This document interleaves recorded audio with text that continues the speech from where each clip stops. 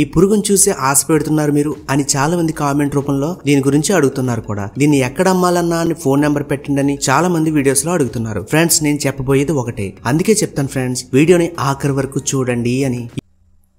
Hi friends, ఈ రోజు మనం ప్రపంచంలో అతి ఖరీదైన పురుగు కోసం మనం ఈ వీడియోలో తెలుసుకోబోతున్నాం. ఈ పురుగు కనిపిస్తే మీరు లక్షాధికారులు అయిపోవచ్చు, ఎందుకంటే దాని పేరు స్టాగ్ బీటిల్. ఒక పురుగు మిమ్మల్ని సంపన్నులు చేయగలదంటే మీరు నమ్మగలరా? కానీ అది నిజం, ఎందుకంటే ప్రపంచంలో అది ఖరీదైన పురుగు. ఏంటి ఈ వీడియో ఎక్కడో విన్నట్టు ఉందే అని మీరు అనుకుంటున్నారా? అవునండి, ఇది మన ఛానల్లోనే 2 years బ్యాక్ ఈ వీడియో చేశాను. ఇప్పుడు అన్ని ఛానల్స్ లో ఇది హాట్ టాపిక్ గా నడుస్తుంది. దీని గురించి చాలా మంది నన్ను కామెంట్ రూపంలో అడుగుతున్నారు, లేదంటే ఈ పురుగును చూసి ఆశ పెడుతున్నారు మీరు అని చాలా మంది కామెంట్ రూపంలో దీని గురించి అడుగుతున్నారు కూడా. దీన్ని ఎక్కడ అమ్మాలన్నా అని ఫోన్ నెంబర్ పెట్టండి చాలా మంది వీడియోస్ లో అడుగుతున్నారు. ఫ్రెండ్స్ నేను చెప్పబోయేది ఒకటే, అందుకే చెప్తాను ఫ్రెండ్స్ వీడియోని ఆఖరి వరకు చూడండి అని. ఈ వీడియోనైనా ఆఖరి వరకు చూడండి, మీ డౌట్స్ అన్ని క్లారిఫై అవుతాయి. వీడియోలోకి వెళ్లే ముందు ఇప్పటికీ మన ఛానల్ ని సబ్స్క్రైబ్ చేసుకోకుండా మీరు వీడియో చూస్తూ ఉంటే ఛానల్ ని సబ్స్క్రైబ్ చేసుకోండి. ఈ వీడియోని లైక్ చేయండి, ఈ వీడియో కింద కామెంట్ చేయడం మాత్రం మర్చిపోకండి. ఆలస్యం చేయకుండా వీడియోలోకి వెళ్ళిపోతాం. ప్రపంచంలో అత్యంత అరుదైన కీటకంగా ఈ స్టాగ్ బీటిల్ కు పేరు ఉంది. ఇదైతే నిజమేనండి.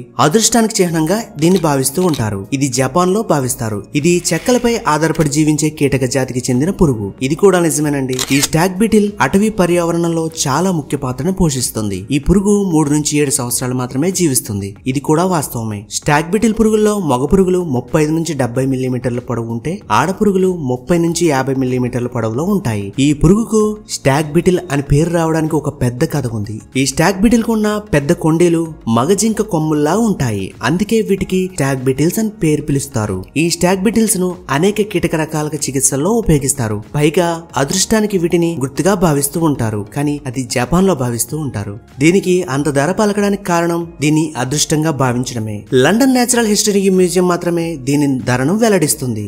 మన దేశంలో ఈ పురుగులు ఎక్కువగా ఉన్నా వాటిని మనం జపాన్ లో గానీ లండన్ గానీ ఇతర కంట్రీస్ కి తీసుకువెళ్ళడానికి మనకి పర్మిషన్ ఉండదు. ఎందుకంటే మనం ఫ్లైట్ లో తీసుకువెళ్లాలంటే వాటిని ఒక బగ్ లా భావించి తీసేస్తారు. నేను ఎలా చెప్తున్నానంటే, ఈ మధ్య కాలంలో నేను ఒక వీడియో చేశాను. ఆ వీడియోలో ఒక తలలో ఉన్న పేనును చూసి అది ఒక బగ్ గా భావించి ఒక ఫ్లైట్ నే ఆపేశారు. ఆ తలలో పేను వల్ల ఆ ఫ్లైట్ 12 hours లేట్ అయింది. మీకు ఆ వీడియో కావాలంటే పైన కార్డ్స్ లో ఇస్తాను చూడండి. మరి ఒక తలలో ఉన్న పేను చూసే ఒక ఫ్లైట్ ఆపేశారంటే దీన్ని ఇతర కంట్రీస్ తీసుకువెళ్లడం సాధ్యమవుతుందా? అవ్వదు కదా ఫ్రెండ్స్. మీరు బాగా గమనించండి, మన దేశాల్లో ఏదైనా భూగర్భంలో దొరికిన ఏ వస్తువుకైనా సరే గవర్నమెంట్ మాత్రమే అధికారం ఉంటుంది. సాధారణ ప్రజలు వాటిని అమ్మడానికి గాని కొనుగోలు చేయడానికి గాని ఏ రకమైన అనుమతులు ఉండవు. అది నిధి నిక్షేపాలకు మాత్రమే. ఇతర కంట్రీస్ లో అయితే అలా కాదు, వాళ్ళు ప్రత్యేకించి నిధి నిక్షేపాల కోసం ప్రత్యేకంగా వెతుకుతూ ఉంటారు. మన దేశంలో అయితే ఈ పురుగులు ఎక్కువగా ఉంటాయి, కానీ వాటికి మన కంట్రీలో వాల్యూ లేదు. ఇతర కంట్రీలో అతి తక్కువగా ఆ పురుగులు ఉంటాయి కాబట్టి వాటికి వాల్యూ ఉంది. కానీ అలాగని ఆ పురుగుల్ని అక్కడికి తీసుకువెళ్లే ప్రసక్తే లేదు కనుక ఫ్రెండ్స్ అర్థం చేసుకోండి, ఈ స్టాగ్ బీటిల్స్ ఖరీదైనవే, కానీ ఇవి మన కంట్రీలో ఖరీదైనవి కాదు.